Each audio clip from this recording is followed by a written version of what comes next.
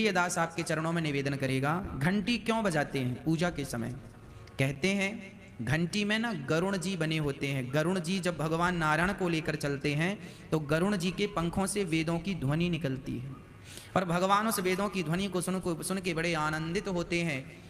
तो भगवान के सहज भक्तों ने कहा कि प्रभु, आपने गरुण के पंखों से निकले हुए वेद की ध्वनि सुन के आपको आनंद हुआ, हम आपके मंदिरों में पूजा करेंगे तो हमको तो वेद आता नहीं है, हम तो सामान्य आपके दास हैं, प्रेमी हैं, वेद आता नहीं है, तो क्या करें? तब भगवान ने कहा कि तुम गरुण की घंटी बनाओ। गरुण भगवान ने आदेश दिया, जाओ गरुण जी तुम घंटी के रूप में अवतार लो। तो गरुण जी ही घंटी के रूप में अवतार लेते हैं और भगवान ने भोले भाले पुजारियों से कहा कि तुम्हें वेद नहीं आता तो तुम ये घंटी टन टन टन टन बजा दिया करो, हम इसी को वेद ध्वनि मान लिया करेंगे और हम तुम्हारी सेवा से प्रसन्न हो जाया करेंगे। तो घंटी इसलिए बजाई जाती है क्योंकि घंटी बजाने के पीछे एक आध्यात्म कारण यही है कि वेद की ध्वनि गरुण जी के पंख से निकलती है, तो घंटी की ध्वनि वेद ध्वनि मानी गई है। और साइंटिफिक बात करूं तो घंटी की टन करने से हमारे हृदय में एक पॉजिटिव एनर्जी प्रवेश करती है, निगेटिविटी समाप्त होती है। आसपास के जो सामान्य बैक्टीरिया होते हैं घंटी के टन से वो समाप्त हो जाते हैं, ऐसा साइंटिफिक है, साइंस मानता है इस बात को। शत्रुघ्न प्रसाद शास्त्री जी, आपका दूसरा प्रश्न है, संध्या के समय भोजन क्यों नहीं करते? संध्या के समय भोजन करने से यश कीर्ति सब कुछ नष्ट हो जाती है। संध्या के समय भोजन शास्त्रोक्त व्यक्ति, आध्यात्म जगत से जुड़ा हुआ व्यक्ति नहीं करता। राक्षस वृत्ति का कोई हो सो करे, वो अलग विषय है। संध्या के समय मैथुन, संध्या के समय भोजन, संध्या के समय अध्ययन, ये सब वर्जित है।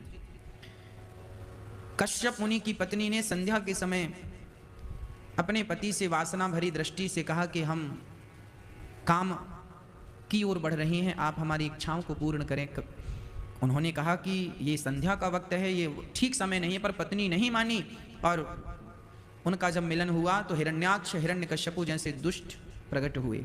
गलत समय में गर्भाधान हुआ, संध्या के समय पे स्त्री गर्भवती हो गई, गलत समय में तो गलत बच्चे पैदा हो गए, है ना।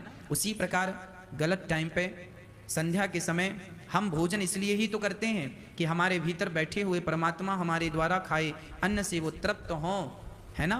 तो भगवान संध्या के समय भक्तों के ध्यान पूजन में मग्न रहते हैं। ये पूजा का समय है, ये भोजन का समय नहीं, ये ईश्वर के चिंतन का समय है, ये भोजन का समय नहीं, इसलिए भोजन नहीं करते। कामिनी गुप्ता जी, श्री बांके बिहारी जी को सीधा दंडवत क्यों नहीं किया जाता? कामिनी गुप्ता जी, सिर्फ बांके बिहारी को नहीं, किसी भी मंदिर में भगवान को, चाहे शंकर जी के मंदिर में हो, राम जी के मंदिर में हो, दुर्गा जी के मंदिर में हो, श्री कृष्ण जी के मंदिर में हो, किसी भी मंदिर में, यहाँ तक कि गुरु जी को भी सामने सीधा दंडवत कभी नहीं करना चाहिए। अब आप कहेंगे क्यों? क्यों का उत्तर यह है कि भगवान श्री राम के मंदिर में सामने सदा, भगवान श्री राम के सामने सदा हनुमान जी होते हैं, भगवान श्री कृष्ण के सामने भी सदा हनुमान जी होते हैं, और भगवान श्री बिहारी जी के सामने भी सदा हनुमान जी होते हैं, भगवान नारायण के सामने भी सदा हनुमान जी होते हैं।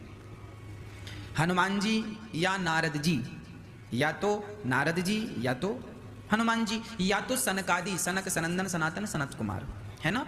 तो भगवान के सामने हमेशा भक्त होता है। यदि भगवान को सामने की तरफ सिर करके दंडवत किया तो जो पांव होंगे वो भक्त की तरफ हो जाएंगे, तो भक्त की तरफ पांव होने से अपराध हो जाएगा। इसलिए दंडवत दाहिने की तरफ से लेट कर करते हैं, भगवान के दाहिने तरफ, बाम तरफ से भी कर सकते हैं, कोई फर्क नहीं, पर दाहिने की तरफ हो। तो दाहिने तरफ थोड़ा सा बाजू आकर के और फिर यूं आड़ा लेट कर दंडवत करें तो कोई अपराध नहीं, सामने भगवान जी का और पीछे भक्त का। हमेशा भगवान के सामने भगवान के अनन्य भक्त होते हैं, या तो नारद जी या तो हनुमान जी या तो सनकादि। राम जी के सामने हनुमान जी ही होंगे, भगवान नारायण के सामने सनकादि या नारद जी होंगे, मतलब कोई भी हो सकता है। तो भगवान के सामने हमेशा भक्त होता है।